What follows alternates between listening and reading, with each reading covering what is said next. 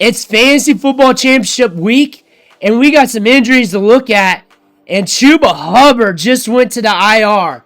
Big news that went down today that's rattling the fantasy football streets. And now we got to look at Raheem Blackshear and the crew over there at the Carolina Panthers to see whether or not you need these guys for your fantasy football team. Most of you guys, I hope, don't. I hope you guys got something. But some of you guys do. Some of you guys are in deeper leagues. Some of you guys are scrounging at running back right now. Either way, we're going to deep dive these players to see whether or not you need them for your fantasy football team. Before we dig in, you need to click that subscribe button right now. When injuries like this happen, we drop a video almost instantly, as quick as possible, doing deep dives on all the players around that injury, both sides of the ball, to see what can impact your fantasy team. And so you make the decision to pick that player up. We'll do it all next year. We do it every day. It's multiple players a day. It'll say you need in the subject matter. That way you know what that video is about. It's a deep dive to see whether or not you need that player. Click that button. Stop missing out. Very informative stuff here. Sometimes the players don't matter. Sometimes they do. But hats off to Chuba Hubbard. You did your job, young man. Hats off. Hats off, dude. We said you're a great value in the double-digit rounds in August. We said that. A lot of people were looking at Jonathan Brooks in the middle rounds, and we were saying, hey, if you're going to get Brooks, you better just get Hubbard. He's at least going to start the season hot. He's going to get that workload. He was hot the year prior, and he did his job. He did more than expected. We got a lot of Chuba Hubbard on a lot of our teams. I'm going to be impacted by this for sure. I know a lot of you guys who watch the channel is going to be impacted by this. But I think this is a good send-off for Chuba Hubbard. Pour a little liquor out for him right now. Some Diet Mountain Dew. Chuba Hubbard, thank you for your service. Jonathan Brooks, this could have been his moment. But we retore the ACL. He's an explosive running back prospect. And honestly, when you look at the 2024 running back class, the NFL took a torn ACL over the rest of the running backs.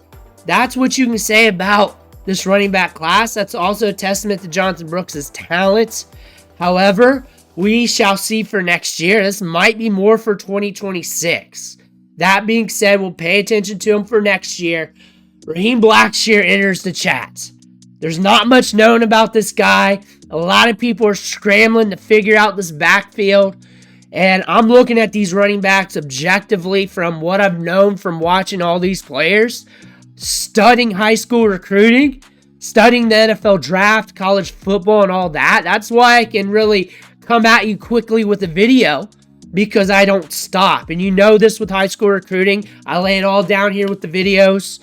I do it with the transfer portal. You know this. There's a testament that I study these players and I look them up. Raheem Blackshear is setting up for an opportunity of a lifetime right now for a running back like him. He's got to cash. He's got to prove something. This will help him extend his career if he plays well. But what we're looking at here is a journeyman running back, honestly. That's what we're seeing. We do have potential here. If you go back to 2022, we do have 2 fantasy relevant games. 2 okay games here. That being said, everything else, I mean, you're not getting opportunity, you're not getting workload, you're Raheem Blackshear. But when given the opportunity, when given the moments, you could deliver a little something when we're looking at Raheem Blackshear. When we look at his collegiate career, it ain't too great. We're in college for a long time. We only have like 2 seasons of okay productivity. That final year at Virginia Tech, 3.17 yards after contact per attempt, 13 missed tackles forced on 133 rushing attempts. That's why when undrafted, the NFL said, nah, we don't really need him. And he stuck with Carolina for a bit. I mean, off and on, but he stuck with Carolina for a bit. I mean, injuries, coaching changes, and all that stuff. But still, we were able to kick around. The fact that we're still in the league is a testament that there's a little something here, that we can take in a game plan, that we can take in the playbook, that we can deliver what the coaches want to an extent. We may not be able to deliver enough for fantasy football purposes or anything like that, but that's a testament that you go undrafted, you kick around the league, you're playing for the Panthers multiple seasons in a row, and you got a little role here. I mean, it's not much. It's not glorified for fantasy, but that's a testament to the coaching staff that they see a little something in him, that they got a little security with him. That is a clue to Raheem Blackshear and the offense. We're looking at his transactions. We went to the Bills, had a cup of coffee there. Carolina picked him up. He's been sticking with them for a little bit, getting a little work here and there. But you look at the depth chart. There's a guy named Velus Jones. I don't know if you've heard about him. He's a meme wide receiver who is really old coming out for the draft. Highly athletic. Jim Nagy loved him at the Senior Bowl. Kicked around with the Bears for a bit. Went to Jacksonville. Now we're with the Carolina Panthers. Looks like we got some running back experience with them. Mike Boone's an interesting prospect. He's been kicking around the league. He's been with the Broncos. Hanging out on the practice squad. Might get called up. We're waiting for the news on that. Everything's very fresh right now. We're just reacting. And when you look at Velus Jones, we have receiving chops. We're 27 years old. We're in the 2022 NFL draft as well. The thing about him, we're a third-round pick as a wide receiver. We have some upside with the 4.3 speed. We're very explosive. When I look at what this team is dealing with, they might get creative. They might play around with their offensive game plan. They might give Raheem Blackshear a sizable portion of the touches. They might mess around with Velus Jones, see what they got. They might have fun with it because why not? They're not playing for a Super Bowl or even playoffs. Why not? They're banged up. They're decimated. They want to see what they got in this offense. They want to see what they got in Bryce Young. They want to get creative. They may play around and explore certain packages. They do like to roll out two running backs at the same time. Blackshear and Velus Jones could be an evil duo. Mike Boone is very experienced. I wouldn't be surprised if he gets a few carries. I wouldn't be surprised if he crosses the goal line. When I look at this offense, there's nothing certain here going into this matchup. However, Blackshear has the experience in the offense. They might rely on him to start things off. If he starts off kind of hot or okay, he might get the bulk of the touches. But I could definitely see things being split and being a little bit gritty. When you're looking at the workload of this offense, it was all Chuba Hubbard. It was all Chuba Hubbard. Miles Sanders next with 139 rushing yards. He's on IR. Jonathan Brooks is on IR with 22 rushing yards. Mike Boone approaching Jonathan Brooks here with 2 less rushing attempts. That doesn't say much. Raheem Blackshear, 13 rushing yards. I expect this to be a mixed bag with the running backs. I definitely do. I think Blackshear will get a little bit of the work. I think Mike Boone's got some experience here. I expect them to play around with Velus Jones. I would be in their situation. Just put yourself in their shoes here. 48 over under with the Tampa Bay Buccaneers here. We got a revenge game here for Blackshear. He got fined in this matchup for fighting last time. He got fined like $5,000 some dollars.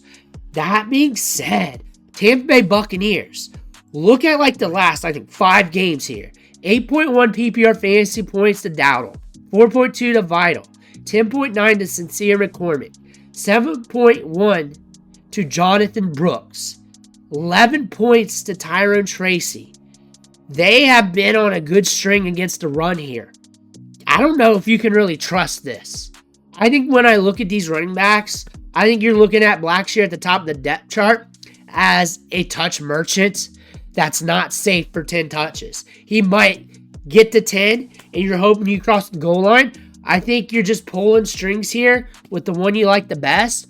Blackshear is probably the safest right now when you look at the depth chart when it comes to touches, but you're not counting on it. You're definitely not. But the Panthers do get into crazy game scripts. Crazy things can happen with this team. We know this, especially with Bryce Young playing YOLO. You don't know what you're really going to get, and it's kind of like in a good way. And Tampa Bay can fuel that too.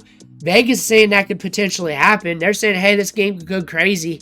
And that being said, you're looking at Tampa Bay Buccaneers on the season less than average when it comes to allowing fantasy points to running backs. Last 5 weeks, they've been lights out. 41.3%. Better than league average. better than everyone else in the National Football League when it comes to allowing fantasy points to running backs. Not everybody else, but most. They are tough against the run these last few weeks. Against running backs that could do something. Against backfields that can do something. Those are just the leading rushers in those backfields. Christian McCaffrey, week 10, 16.7. Kareem Hunt, 18.7. You're looking at games there that could have broke. I mean, they have broken a few times, just twice on the season, which is very good for a defense. Not trusting it. Not trusting it at all. That being said, when I'm looking at this backfield, I'm looking at touch merchants. So that being said, you don't need them if you're good to go. If you're good to go, you don't need them.